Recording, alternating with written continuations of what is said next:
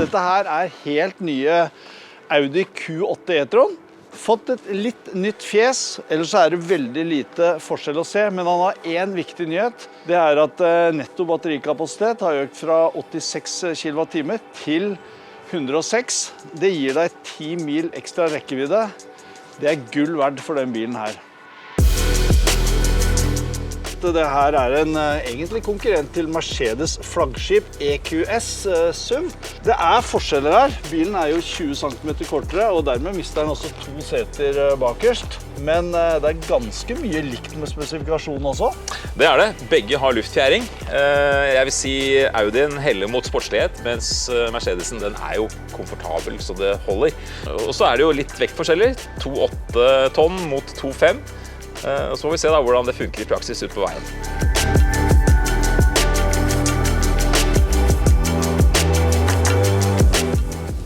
Audi Q8 e-tron jo et veldig trivelig bekjentskap. Det nok den mest sportslige SUV-en i sin klasse. Den konkurrerer jo med Mercedes EQS, BMW iX og faktisk en del av de kinesiske store bilene også, for de havner jo i samme prisklasse. Men dette her definitivt den mest sportslige av dem.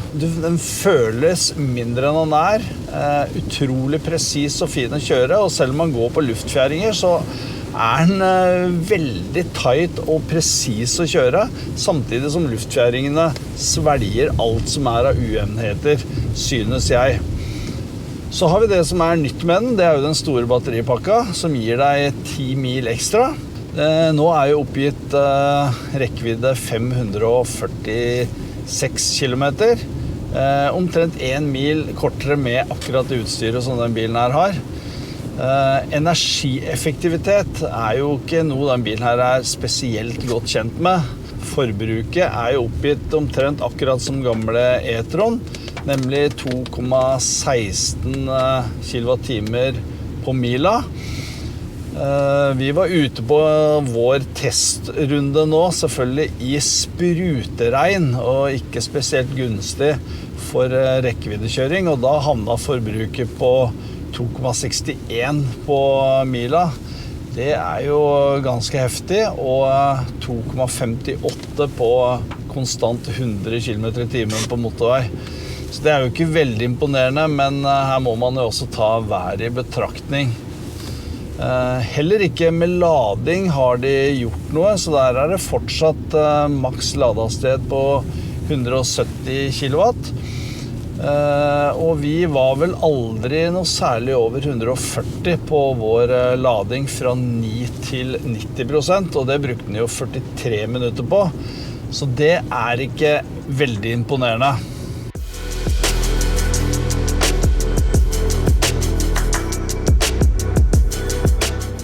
Da har vi tilbakelagt ca. 200 km eller 20 mil på godt norsk i dag.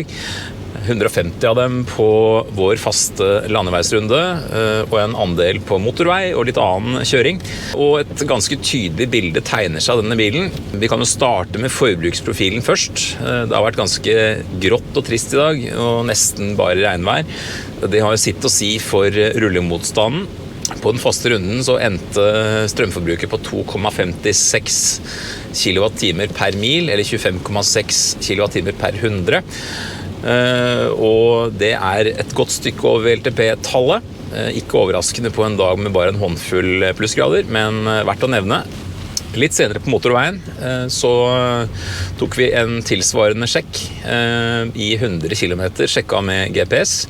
Og da endte forbruket på 2,49 kWh per mil, altså lavere enn på landeveisrunden.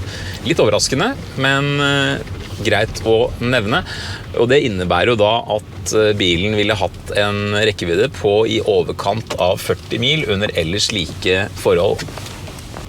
Et nytt og interessant informasjonspunkt på EQ-skjermen som gir informasjon om batterikapasitet og lading, det at man nå kan få en antydning på ladefarten man kan forvente ved forskjellige utetemperaturer. Litt tidligere så var det da, viste denne indikasjonen 91 kW, og etter en stund med kjøring nå så har den økt til 100, og dette jo en bil som da har en teoretisk maks ladefart på 200 kilowatt, så det betyr jo at vi teoretisk nå på en dag med 6 grader i lufta ute, og etter å ha kjørt 20 mil ikke alt for høy fart, på halvparten av teoretisk. Det er jo ikke alt for imponerende, men så kan man jo også forvarme batteriet ved å navigere til ladestasjon, og det skal vi nå prøve etterpå.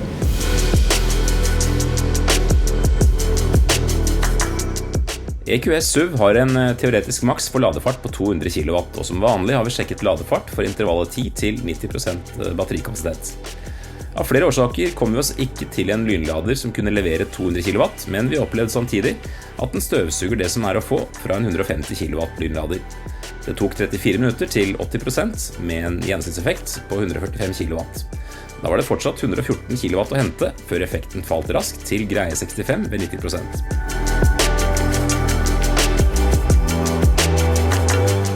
I Audi Q8 så faktisk alt akkurat som det var med e-tron. Det vil si 3 skjermer, kanskje ikke det mest moderne inntrykket man får her inne, men du har en del knapper og en del funksjoner som Audi-eiere spesielt liker. Og selv om det kanskje begynner å se litt gammeldags ut, så oser det faktisk kvalitet. Og som vanlig hos Volkswagen-gruppen så sitter man veldig godt i bilene her, og det bra med justeringsmuligheter. Her det jo fullelektriske stoler, og du har manuell framtrekk av pute, du har elektrisk justering av rattet, som forresten ganske tynt, og heldigvis har man ikke rene berøringsflater, men ekte Audi-brytere, sånn som vi kjent med fra før, med rulleknotter. Elsker det. Har også egen adaptiv cruise-kontroll på egen stilk her nede. Midtkonsollen jo ikke blant de største. Du nødt til å ha mobilen stående ned for å få den lada. Og du har 2 koppholdere og et lite rom her sånn. Q8 e-tron har jo en god del standardutstyr, blant annet 4-zoners klimaanlegg. Og selvfølgelig, dette jo den største SUV-en til Audi, så jeg sitter jo helt ok, selv om dette her sportbacken. Så det god plass til hodet, og god plass under setet også. Og så har man ganske enkel midtkonsoll med 2 koppholdere, og et lite rom under her hvis det skulle være ønskelig. Vi prøver midtplassen da. Her kunne de godt ha fjernet litt av den midtkonsollen. Sitter jo veldig høyt der, stanger i taket. Så dette her egentlig en 4-seters bil, vil jeg si. Små kan det fint sitte her. Som foran så det 2 USB-C og så en 12 volt i tillegg. Ikke helt flatt gulv her. Føremiljøet EQS SUV minner veldig mye om EQS som kom tidligere.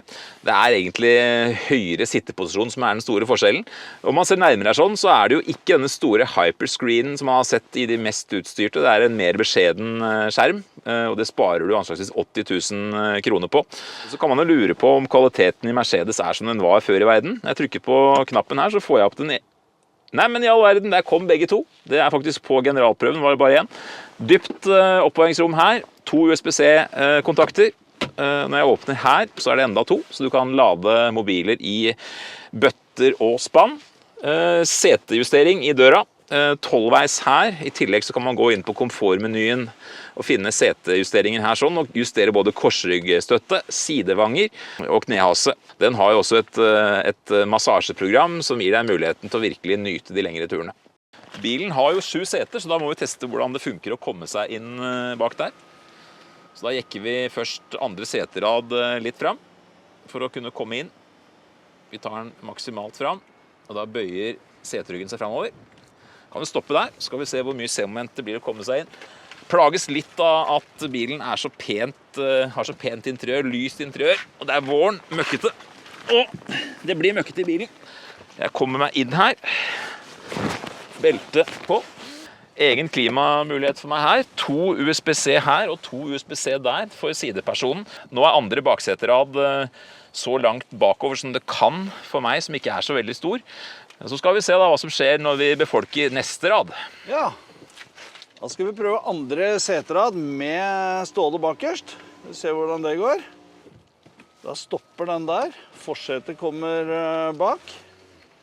Og så skal jeg ta ned seteryggen litt. Det er litt omfattende dette her. Og her er det nesten ikke noe plass. For nå er jo seterad nummer 2 i... Skal du skvise meg helt i Oi, evigheten, sånn. eller? Hæ? Nå gikk den fremover av seg selv. Nå sitter jeg rimelig støkk her, og jeg kan gjøre det for en liten stund, men dette er ikke noe trivelig for lengre turer. Så det jeg lurer på er egentlig hvordan du har det, Rune. Er det levelig for deg med kneplass og så videre? Nei. Nei. Ok, så da har vi konkludert med at 7 seter, ja, men ikke god plass. Og med tredje seterad lagt ned, så er det jo da vesentlig mye mer plass til å sitte på den andre seteraden. Nå er ikke jeg kjempestor, men her er det fortsatt noe å gå på for høyere personer. Det er en oppvaringslomme her sånn på seteryggen foran. Her kan det sitte 3 personer med varme i setet hvis man ønsker det. Eller når det da er 2, så kan man legge ned denne med en egen berøringsskjerm som gir deg muligheten til å styre litt komfortfunksjoner, og også taksolgardina. Det er mulighet for å lade mobil trådløst i midten her. Og så er det en annen liten fun fact her, og det er at når vi summerer opp antall USB-C-uttak, så er det 2 her, det er 4 foran, og totalt 4 bak, så det er 10 USB-C i den bilen her. Jeg tror ikke jeg har sett flere noen gang. Men hva syns vi egentlig om e-tron etter at han fikk navnet Q8 og ble nesten 200 000 kroner dyrere? Vel, du har jo fått de ekstra mila i rekkevidde, og konkurrentene har jo også blitt dyrere. Dette er jo på grunn av moms og vektavgift. Det er jo dyre biler, så den får jo litt ekstra påslag der. Jeg tror det er 132 000 i moms og 28 000 i vektavgift, for han veier jo 2,5 tonn. Du har fortsatt ikke superlang rekkevidde, og du har heller ikke den kjempemoderne følelsen lenger. Så det kan nok hende at man får litt mer problemer med å selge den bilen her, men det er klart, hvis man prøver konkurrentene, og man er ute etter noe sportslig i den størrelsen her, så har man vel faktisk ikke så mange valg, i hvert fall ikke før Porsche kommer med sin Macan. Så det er jo det som gjør at den bilen her kanskje kan forsvare sin posisjon fortsatt da. Når det gjelder kjøreegenskapene, så er dette en stor og tung bil på litt over 2,8 tonn. Den har luftfjæring og er satt opp primært for å være komfortabel. Dette er ikke en bil som det oser sport av. Den tar unøyhetene greit, lang akselavstand. Det er liten tvil om at Mercedes har ønsket å gjøre dette til en orgie av komfort. Det starter med setene og fortsetter med støysvakhet og alskens komfortdetaljer som denne bilen er utstyrt med. Og den er jo da også ca. 250 000 kroner dyrere enn innstegsprisen. Og det er jo det utstyret som til en viss grad gjør bilen til det den er. Så lurer jeg litt på hvem er det som egentlig skal ha denne bilen. Er det storfamilien? Er det treneren til fotballaget som alltid har med seg veldig mange unger? Sannsynligvis så bør det plasseres barn på den siste seteraden, siden det blir trangt på den midterste dersom det skal være voksenpersoner der, og de skal være sånn noenlunde fornøyd. Så helt sikker på den er jeg ikke, men det er i hvert fall muligheter til å få med 7 her hvis ikke alle forlanger å ha maksimal plass under reisen. Og det til tross for at bilen faktisk er veldig stor med sine over 5,1 meter. Q8 e-tron får du både som SUV og Sportback. Vi har jo den trangeste av dem. Det er ikke så veldig mye mindre, med mindre du skal ha helt opp til taket. Her er det faste hatthyller også. Da får vi akkurat plass til en 35 liter. En til. Og faktisk de 2 største i det bagasjerommet her sånn. Det er på 528 liter.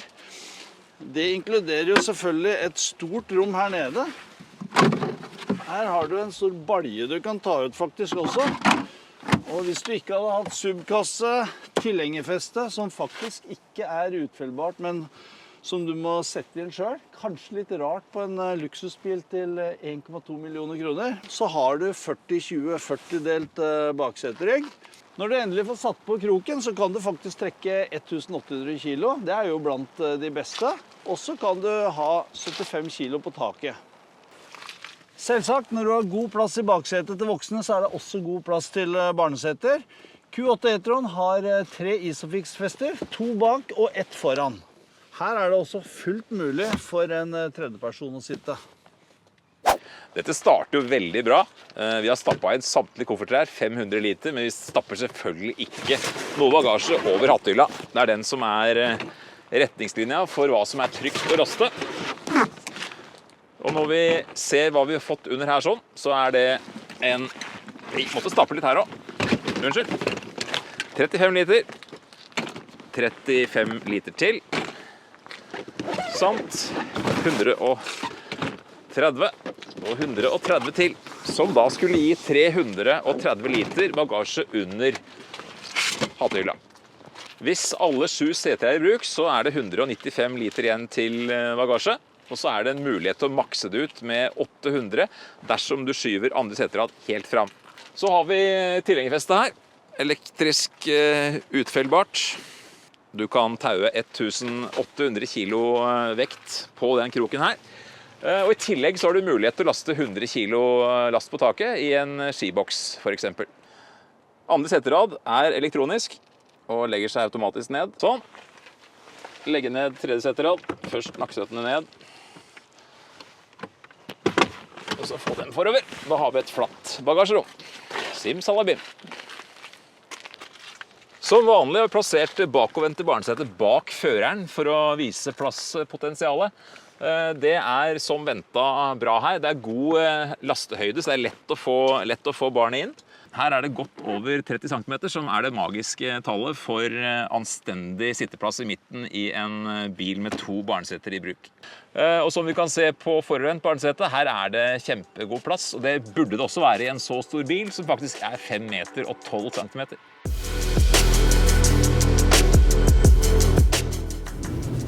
En annen ting er jo også at du får jo litt mer bil for penger her, for de har passet på å putte inn enda mer standardutstyr. Du får jo blant annet LED Matrix, du får de store hjula, du får svarte ruter, du får navigasjon som standard, som gjør at han kanskje føles verdt pengene sine i en litt større grad enn tidligere.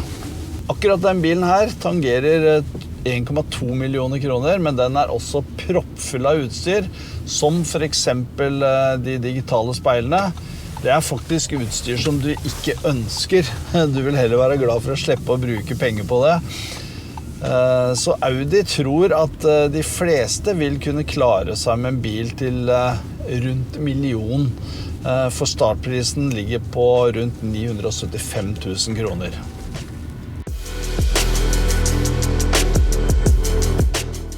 Ja, da har vi hatt Audien og Merca i uke da. Hva synes du om dette her da? Jeg synes Mercedesen er nesten litt imponerende effektiv til å være såpass stor. Den er jo temmelig tung, 2,8 tonn. Men bruker ikke så mye strøm som jeg trodde til enhver tid. Den lader raskt når den får gode forutsetninger. Jeg liker veldig godt at den har den visningen av forventet ladefart. Det er en bra ting. Og så rommer den 7 stykker da, hvis du vil det, og bilen du har ved siden av deg gjør jo ikke det. Hvorfor skal man ta det som alternativ? Jeg tror faktisk heller må spørre, hvem trenger en 5,2 meter lang bil som bruker godt over 2 kWh per mil og faktisk rommer 7 stykker, riktig nok veldig trangt fortsatt, til å være en så stor bil. Hvem er kjøperen på den bilen? Vi fant ut at det ikke er mulig å være 7 velvoksne i den bilen her, så det betyr jo at det er jo da en familie sannsynligvis. En ivrig håndballtrener som skal ta med seg mange på kamp, men det er en høy investering til nesten 1,3 millioner minimum. Den bilen her 1,5. Så jeg føler på en måte at bilen faller litt mellom 2 stoler. Litt intetsigende faktisk. Så ærlig må jeg være. Men komforten kan ingen ta fra han. Den er deilig, behagelig å kjøre. Ja, jeg er helt enig. Helt fantastisk komfort. Syns de svikter på kvalitetsfølelse. Føles billig, føles ikke S-klasse. Der skårer jo den her høyt. Litt mer sånn klassisk Audi. Kanskje litt gammeldags følelse nå, men utrolig bra komfortfølelse. Sportsligste SUV-en i sin klasse, vil jeg påstå. Men det som kanskje skuffer litt, er at han ser helt lik ut som de bilene som har droppet noe helt sinnssykt i pris på bruktmarkedet nå. Og nå betaler de jo fra nesten 1 million og nesten et par 100 000 opp for å få tak i en sånn som ser ut som noe som har vært i salg i noen år. Og dermed kan vi si at den strengt tatt ikke tilfører så veldig mye nytt, annet enn mer rekkevidde i form av en større batteripakke. Ja. Takk for at du ser på. Still gjerne spørsmål i kommentarfeltet hvis du lurer på noe, eller tilfør gjerne ting til debatten. Og husk å abonnere, så får du varsel om de siste filmene til enhver tid.